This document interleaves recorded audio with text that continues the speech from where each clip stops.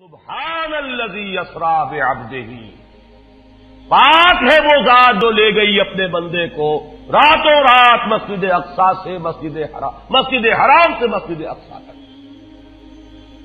اگر یہ بات کسی انسان کی طرف منسوب ہوتی تو بات اور تھی، اگر یہ فعل حضور کی طرف منسوب ہوتا کہ حضور گئے تو بات اور تھی کہ میں آیا نہیں لایا گیا ہوں، حضور گئے نہیں لے جائے گئے ہیں، اور لے جانے والے وہ ذات ہے سبحان الذی اسری، وہ پاک ہے ہر عیب سے، ہر نقص سے، ہر ذوق سے، ہر کوتاہی سے، وہ منزہ ہے، اعلیٰ ہے، عرفہ ہے، بالا تر ہے، لہذا اس کی قدرت سے یہ ہرگز بعید نہیں کہ وہ اپنے بندے کو راتوں رات مسجد حرام سے مسجد اقصی اور پھر مسجد اقصی سے سدرۃ المنتہا تک لے جائے اور واپس لے آئے اور پھر مسجد حرام میں پہنچا دے۔ اور بعض روایات میں آتا ہے کہ وضو کا پانی ابھی بہ رہا تھا اور کنڈی جو ہے حضور کے مکان کی وہ ابھی ہل رہی تھی، معلوم ہوا وقت نہیں گزرا۔ میں کچھ بیان کروں گا، میرے بیان کرنے میں کچھ کمی اور بیشی ہونے کا اندیشہ ہے۔ اگر ہم اتنے خوش قسمت ہیں کہ وہ واقعہ ہمارے پاس ایک مفصل حدیث کی شکل میں موجود، اور حدیث بھی دوسرے یا تیسرے طبقے کی کتابوں کی نہیں، متفق علیہ، جس میں روایتاً جیسا کہ میں نے عرض کیا جس کا پایا تقریباً قرآن کے برابر، اور اس حدیث کے راوی ہیں حضرت مالک ابن صعصع رضی اللہ تعالی عنہ۔ ان کے بارے میں ایک بات ہے بڑی اہم، وہ نوٹ کر لیجئے۔ یہ انصاری صحابی ہیں، ان میں سے نہیں ہے کہ جنہیں حدیثیں بیان کرنے کا کوئی زیادہ شوق رہا ہو، یہ غالباً واحد حدیث ہے جو انہوں نے بیان کی، اور انہیں اس سے نہایت شغف تھا، نہایت محبت کے ساتھ انہوں نے اس کو محفوظ کیا تھا، اس کے ایک ایک لفظ کی حفاظت کی تھی۔ چنانچہ بعض دوسرے وہ صحابہ بھی جنہوں نے خود حضور سے یہ بات سنی ہوئی تھی، اب ایک تو وہ خود براہ راست روایت کر رہے ہیں حضور سے کہ ہم نے سنا، حضرت انس ابن مالک رضی اللہ تعالی عنہ خود، لیکن وہ صحابہ بھی ان کی خدمت میں خاص طور پر حاضر ہو کر ان سے اس روایت کو سنتے تھے، اس لیے کہ اس روایت میں ان کا درجہ بہت بلند ہے، ان کو اس سے بہت شغف تھا۔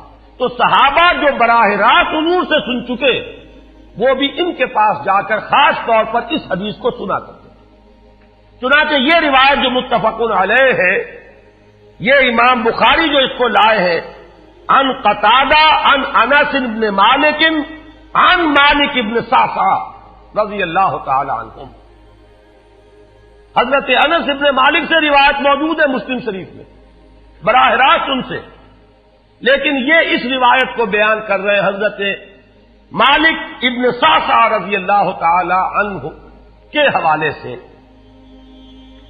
روایت کیا ہے؟ ان النبی صلی اللہ علیہ وسلم حدثہم عن لیلۃ اسری بہ۔ اب دیکھیے یہ مرفوع حدیث ہو گئی، حضرت صعصع بیان فرما رہے ہیں کہ نبی اکرم صلی اللہ علیہ وسلم نے خود ہمیں سنایا، وہ حالات و واقعات سنائے جو اس رات کو پیش آئے جس رات کے انہیں لے جایا گیا۔ قال بینما انا فی الحطیم وربما قال فی الفجر، حضور فرماتے ہیں کہ میں اسی اثنا میں کہ میں حتیم میں تھا، اور ایک دوسری روایت میں الفاظ حجر آئے ہیں، وہ بھی کہتے ہیں اسی حصے کو، مضطجعا میں لیٹا ہوا تھا، اذ اتانی آتن کہ اچانک میرے پاس ایک آنے والا آیا۔ یہ آنے والے کون ہیں؟ حضرت جبرائیل، یہ بعد میں واضح ہو جائے گا۔ فَاشْتَقَّ مَا بَيْنَ هَٰذِهِ إِلَىٰ هَٰذِهِ، حضور نے اشارہ فرمایا، اس نے یہاں سے یہاں تک میرا سینہ چاک کیا، یعنی من طفرت نہر ہی الی شعرت ہی، یہ جو گڑھا ہے حلق کا گڑھا، یہاں سے لے کر تیرے ناک تک سینہ چاک کیا، فاستخرج قلبی، اور میرا دل نکالا، ثم اعطیت بطست من ذهب مملوء ایمانا فغسل قلبی، پھر ایک تشت لایا گیا سنہری جو ایمان سے مملوء تھا، بھرا ہوا تھا، تو پھر اس کے ذریعے سے میرے اس قلب کو، سینے کو دھویا گیا، ثم حشیا ثم اعید، وفی روایت اس کے بعد اس کو لوٹا دیا گیا اور پھر وہ زخم بھی سی دیا گیا۔ ایک روایت میں آتا ہے ثم غسل البطن بماء زمزم ثم ملئ ایمانا وحکمتا، اسی طریقے سے پورے پیٹ کو بھی صاف کیا گیا مائع زمزم سے، اور اس میں بھی ایمان اور حکمت بھر دیے گئے۔ ثم اعطیت بدابۃ، پھر میرے پاس ایک چوپایا لایا گیا، دون البغل فوق الحمار، جو بغل یعنی خچر سے تو کچھ چھوٹا تھا، اور حمار یعنی گدھے سے کچھ بڑا تھا، اب یہ جو سفید تھا، یقال له البراق، جس کا نام براق ہے، وَيَدَعُ خَطْوَهُ عِنْدَ أَقْصَى طَرْفِهِ، اور اس کا ہر قدم اس کی حد نگاہ پر جا کر پڑتا تھا۔ فَعِلْتُ عَلَيْهِ، میں اس پر سوار ہوا، فَانْطَلَقَ بِي جبرائیل، اب یہاں نام آ گیا، وہ آنے والے کون تھے؟ پھر چلے میرے ساتھ حضرت جبرائیل، حتی اتت السماء الدنیا، یہاں تک کہ وہ آسمان دنیا تک پہنچ گئے، جو پہلا آسمان۔ اب یہاں دیکھیے وہ روایت میں جو زمینی سفر کا درمیانی حصہ ہے وہ رہ گیا، دوسری روایات سے ہم اس کو جوڑ کر جمع کریں کہ پہلا زمینی سفر ہے، مسجد اقصیٰ تک پہنچے ہیں، وہاں جا کر روایت میں آتا ہے میں نے وہی اپنے اس خچر کو باندھا، براق کو، جہاں انبیاء باندھا کرتے تھے، اور پھر وہاں میں نے نماز ادا کی، بہت سے لوگ جمع ہوئے، میں منتظر تھا کہ کون نماز پڑھائے گا، کہ جبرائیل نے میرا ہاتھ پکڑ کر مجھے آگے کیا، میں نے نماز پڑھائی، اور پھر جبرائیل نے مجھے بتایا کہ یہ تمام انبیاء تھے جو اس دنیا میں مبعوث ہوئے ہیں، اور آج آپ نے ان سب کی امامت کی۔ یہاں سے پھر شروع ہوا ہے وہ دوسرا سفر، لیکن جب پہلے آسمان تک پہنچے، فاستفتح، انہوں نے دستک دی، کھلوانا چاہا، قیل من ھذا، پوچھا گیا کون ہے؟ قال جبرائیل، انہوں نے جواب دیا جبرائیل۔ قیل ومن معک، پوچھا گیا کہ آپ کے ساتھ کون ہے؟ دیکھیے یہاں ذہن میں رکھیے گا، اس امکان کو کوئی شخص مسترد نہیں کر سکتا کہ ان ملائکہ کے علم میں ہو، لیکن پھر بھی پوچھ رہے ہیں، قانون قانون ہے، دروازے پر دستک دینی ہوگی، آئیڈینٹی ڈسکلوز کرنی ہوگی، چاہے علم میں ہو۔ جج جو ہے وہ اپنے علم کی بنیاد پر فیصلہ کبھی نہیں دے گا، وہ تو مقدمے کی سماعت ہوگی، شہادتوں کی بنیاد پر فیصلہ ہوگا۔ ذاتی علم کی بنیاد پر کرنا ہے تو وہ خود کسی اور عدالت میں اس مقدمے کو منتقل کرے اور وہاں گواہ کی حیثیت سے پیش ہو، تو قانون قانون ہے۔ پوچھا گیا آپ کے ساتھ کون ہے؟ قال محمد صلی اللہ علیہ وسلم۔ قیل وقد ارسل الیہ، پوچھا گیا کیا انہیں بلایا گیا ہے؟ قال نعم، انہوں نے فرمایا ہاں۔ قیل مرحبا بہ فنعم المجیء، جا ففتح فلما خلصت، اس کے بعد کہا گیا مرحبا ان کے لیے، تہنیت ہے، مبارکباد ہے، خوش آمدید ہے، کیا ہی اچھے ہیں وہ جو لائے گئے ہیں۔ پھر وہ سمائے دنیا جو ہے اس کا دروازہ کھولا گیا، میں اس میں داخل ہوا، فیضا فیہا آدم، میں نے دیکھا وہاں حضرت آدم تشریف فرما ہے۔ فقال ھذا ابوک، جبرائیل نے کہا یہ آپ کے جد امجد ہیں، فسلم علیہ، ان کو سلام کیجئے، فسلمت علیہ، میں نے انہیں سلام کہا، فرد السلام، انہوں نے سلام کا جواب دیا، ثم قال مرحبا بالابن الصالح والنبی الصالح، خوش آمدید ہے، مرحبا ہے صالح بیٹے اور صالح نبی پر۔ ثم صعد بی، پھر مجھے اور اٹھایا گیا، حتی اتی السماء الثانیہ، یہاں تک کہ جبرائیل پہنچ گئے دوسرے آسمان تک۔ فاستفتح، پھر وہی سوال و جواب ہے، میں اب ترجمہ نہیں کروں گا۔ قیل من ھذا قال جبرائیل، قیل ومن معک قال محمد، قیل وقد ارسل الیہ قال نعم، قیل مرحبا بہ فنعم المجیء جاء ففتح فلما خلصت۔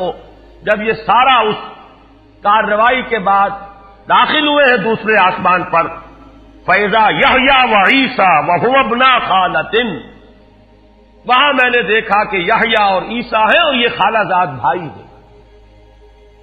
قال ھذا یحییٰ وھذا عیسیٰ فسلم علیہما، فسلمت فردا، ثم قال مرحبا بالاخ الصالح والنبی الصالح، انہوں نے بھی کہا خوش آمدید اور مرحبا ایک صالح بھائی اور صالح نبی کو، یہاں نوٹ کیجئے گا، حضرت عیسیٰ اور حضرت یحییٰ یہ بنی اسرائیل میں سے، لہذا حضور کو اپنا بیٹا نہیں کہہ سکتے، بھائی کہہ رہے ہیں۔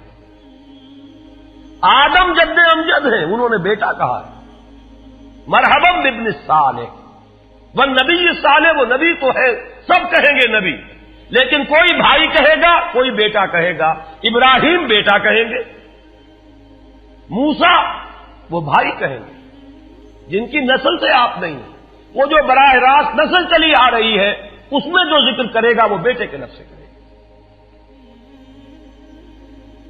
ثم صعد بی الی السماء الثالثہ فاستفتح، قیل من ھذا قال جبرائیل، قیل ومن معک قال محمدا، قیل وقد ارسل الیہ قال نعم، قیل مرحبا بہ فنعم المجیء جاء ففتح فلما خلصت اذا یوسف قال ھذا یوسف فسلم علیہ، فسلمت علیہ، فرد، ثم قال مرحبا بالاخ الصالح والنبی الصالح۔ اب مجھے ترجمے کی ضرورت نہیں ہے، ایک مرتبہ بات آپ نے سمجھ لی، اب تیزی کے ساتھ میں اس حدیث کو پڑھ دینا چاہتا ہوں۔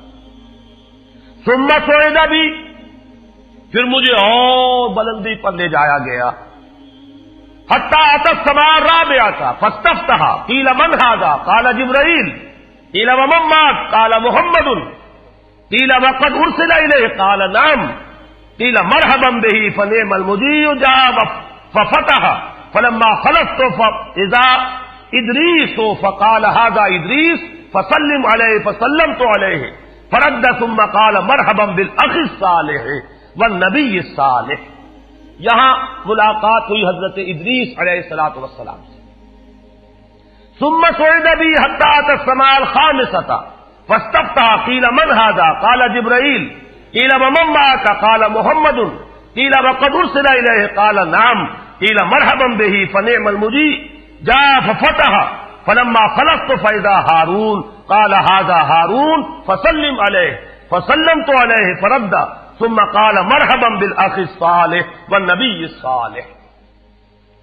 ثم صعد بی حتی اتی السماء السادسہ فاستفتح، قیل من ھذا قال جبرائیل، قیل ومن معک قال محمد، قیل وقد ارسل الیہ قال نعم، قیل مرحبا بہ فنعم المجیء جاء ففتح فلما خلصت فاذا موسیٰ قال ھذا موسیٰ فسلم علیہ، فسلمت علیہ، فرد، ثم قال مرحبا بالاخ الصالح والنبی الصالح۔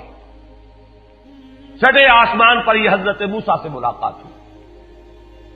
فلما جاوزت تو بتا، جب میں آگے بڑھا تو حضرت موسیٰ روئے. قیل ما یبکی کا، ان سے پوچھا گیا کہ آپ کو کیا چیز رلا رہی ہے؟ قال ابکی لأن غلاما بعث بعدی، کہ مجھے اس بات پر رونا آ رہا ہے یہ نوجوان محمد صلی اللہ علیہ وسلم، یہ میرے بہت بعد ان کی بعثت ہوئی ہے. يدخل الجنت من امته اکثر ممن يدخلها من امتی، میرے بہت بعد آنے کے باوجود ان کی امت میں سے جنت میں داخل ہونے والوں کی تعداد میری امت کے مقابلے میں بہت زیادہ ہوگی. بہرحال اپنی امت کا خیال تو ہے، وہ شفقت جو نبی اور رسول کو اپنی امت پر ہونی چاہیے وہ ہے بتمام و کمال. اسے معاذ اللہ کسی حسد پر معمول نہ کیجیے، بلکہ وہ جو احساس ہوا ہے اپنی امت کی محرومی کا، وہ ہے کہ جس نے حضرت موسیٰ علیہ السلام پر یہ کیفیت طاری کی ہے. ثم صعد بی، پھر مجھے اور بلند کیا گیا، الی السماء السابعۃ، ساتویں آسمان پر. فاستفتح قیل من ھذا قال جبرائیل، قیل ومن معک قال محمد صلی اللہ علیہ وسلم، قیل وقد بعث الیہ قال نعم، قیل مرحبا بہ فنعم المجیء جاء. فلما خلفت فاذا ابراہیم قال ھذا ابوک ابراہیم فسلم علیہ، فسلمت علیہ فرد السلام ثم قال مرحبا بالابن الصالح والنبی الصالح. حضرت ابراہیم نے پھر استقبال کیا، خوش آمدید صالح بیٹے اور صالح نبی کے لیے. ثم رفعت، اب ذرا یہاں نوٹ کیجئے گا، یہاں صعد تو نہیں آیا، صعد بھی نہیں آیا، رفعت. پھر مجھے اور بلند کیا گیا الی سدرۃ المنتہی. یہ سدرہ منتہا ہے جس کا ذکر ہے سورۃ النجم. اسی سدرۃ المنتہا کے پاس جنت ماوا ہے، وہ جس کا وعدہ کیا گیا ہے، جو ٹھکانہ بنے گی اللہ کے نیکوکار بندوں کا، جس میں وہ رہیں گے ہمیشہ ہمیش. فادخلوها خالدین، وہ بھی وہی ہے. پھر اٹھائے گئے حضور بیت المعمور تک. ثم اعطیت باناء من خمر واناء من لبن واناء من عسل. پھر میرے سامنے یہ بیت معمور کیا ہے یہ بھی جان لیجئے. یہ در حقیقت اس سمائے سابعہ پر، ساتویں آسمان پر خانہ کعبہ کا اصل جو ہے اللہ کا گھر، جس کا یہ ظل اور سایہ اس دنیا میں ہے، خانہ کعبہ، یہ ہے وہ بیت المعمور، جس کے بارے میں ایک اور روایت میں الفاظ یہ آئے ہیں، اس میں روزانہ 70,000 فرشتے داخل ہوتے ہیں، اور جو فرشتہ ایک مرتبہ داخل ہوا ہے آج تک اسے دوبارہ داخل ہونے کی نوبت نہیں آئی. اسی طریقے سے وہ فرشتے ہیں جو طواف کرتے ہیں خانہ کعبہ کا. پھر جان لیجئے یہ ہماری نگاہوں سے مخفی عالم غیب کی ایک دنیا ہے اپنی جگہ، چاہے ہمیں نظر نہ آئے. پھر میرے سامنے 3 برتن لائے گئے، ایک دودھ کا اور ایک شہد کا اور ایک شراب کا. فاخذت اللبن، میں نے دودھ والا پیالہ اٹھا لیا. قال ہی الفطرہ، حضرت جبرائیل نے توثیق کی کہ یہ ہے اصل میں آپ کا انتخاب درست ہے، یہ فطرت ہے، فطرت اللہ التی فطر الناس علیہا، یہی جو فطرت انسانی سے قریب ترین شے ہے اس کا آپ نے انتخاب کیا. اتت انت علیہا و امتک، اسی فطرت پر اے محمد آپ بھی ہے اور آپ کی امت بھی ہے. ثم فرضت علیہ صلوات 50 کل یوم. ایک اور روایت میں الفاظ آئے ہیں، اس میں اس کی وضاحت نہیں ہے کہ 3 چیزیں حضور کو یہاں عطا کی گئی. ایک تو 50 نمازیں جو فرض ہوئی، ایک دن رات میں 50 نمازیں، اور ایک سورہ بقرہ کی آخری 2 آیات جو تحفہ اللہ نے دیا محمد کو امت کے لیے صلی اللہ علیہ وسلم. آمن الرسول بما انزل الیہ من ربہ والمؤمنون کل آمن باللہ وملائکتہ وکتبہ ورسلہ. یہاں سے لے کر آخر تک فانصرنا علی القوم الکافرین تک یہ 2 آیات یہ جنت کے خزانوں میں سے 2 خزانے ہیں جو شب معراج کو عطا ہوئے ہیں محمد الرسول اللہ کو بطور تحفہ امت کے لیے. اور تیسری بات یہ کہ اے نبی آپ کی امت کے لیے یہ خصوصی بات ہے کہ آپ کی امتیوں کے گناہ کبیرہ بھی بغیر توبہ کے معاف ہو سکیں گے. یہ خصوصی تحفے ہیں جو امت کے لیے لے کر آئے محمد صلی اللہ علیہ وسلم. 3 تحفے نماز جو اس معراج میں فرض ہو رہی ہے اور اسی کو حضور کہہ رہے ہیں الصلاۃ معراج المومنین. اہل ایمان کے لیے یہ بمنزلہ معراج ہے. اس میں پھر روایت میں تفصیل آ رہی ہے. واپس جب آئے ہیں حضرت موسیٰ سے ملاقات ہوئی اور انہوں نے یہ فرمایا کہ یہ 50 نمازیں بہت ہیں, مجھے تجربہ ہے, تمہاری امت اس کا تحمل نہ کر سکے گی, واپس جاؤ درخواست کرو کم کرواؤ. حضور گئے, 10 نمازیں اس میں معاف ہوئی, 40 ہوئی. پھر یہی بات ہوئی, پھر بھیجا حضرت موسیٰ نے, پھر 30 ہوئی, پھر 20 ہوئی, چوتھی مرتبہ پھر وہ 10 اور پھر 5 رہ گئیں. اس پر بھی حضرت موسیٰ نے یہ کہا اب بھی جاؤ یہ بھی بھاری ہے. حضور نے فرمایا مجھے شرم آتی ہے, میں اتنی مرتبہ جا چکا ہوں, مزید اب جانے سے حیا محسوس کر رہا ہوں. تو ندا آئی کہ یہ 5 ہی 50 کے برابر ہیں. ہمارے ہاں قول بدلا نہیں جاتا. یہ 5 جو ہے در حقیقت یہ قائم مقام ہے ان 50 کے کہ جو اول ہم نے فرض کی تھی. یہ 50 ہی شمار ہوں گی اگر ان کا انسان ان پر مداومت اختیار کر لے. میں آخری جملہ آپ کو اس کا سنا دیتا ہوں. فَأُمِرْتُ بِخَمْسِ صَلَوَاتٍ كُلَّ يَوْمٍ فَرَجَعْتُ إِلَىٰ مُوسَىٰ فَقَالَ بِمَا أُمِرْتُ بِخَمْسِ صَلَوَاتٍ كُلَّ يَوْمٍ قَالَ إِنَّ أُمَّتَكَ لَا تَسْتَطِيعُ 5 صَلَوَاتٍ كُلَّ يَوْمٍ وَإِنِّي قَدْ جَرَّبْتُ النَّاسَ قَبْلَكَ وَعَالَجْتُ بَنِي إِسْرَائِيلَ أَشَدَّ الْمُعَالَجَةِ. میں نے بنی اسرائیل کا حتی الامکان معالجہ کیا, ان کے حالات کو درست کرنے کی کوشش کی, لیکن مجھے تجربہ ہے یہ 5 بھی نہیں جھیلی جائیں گی. فارجع الی ربک فاسألہ التخفیف, مزید تخفیف چاہیے لامتک. قال سألت ربی حتی استحییت ولکنی ارضی واسلم. قال فلما جاوزت نادى مناد ابزیت فریضتی وخففت عن عبادی. متفق علیہ.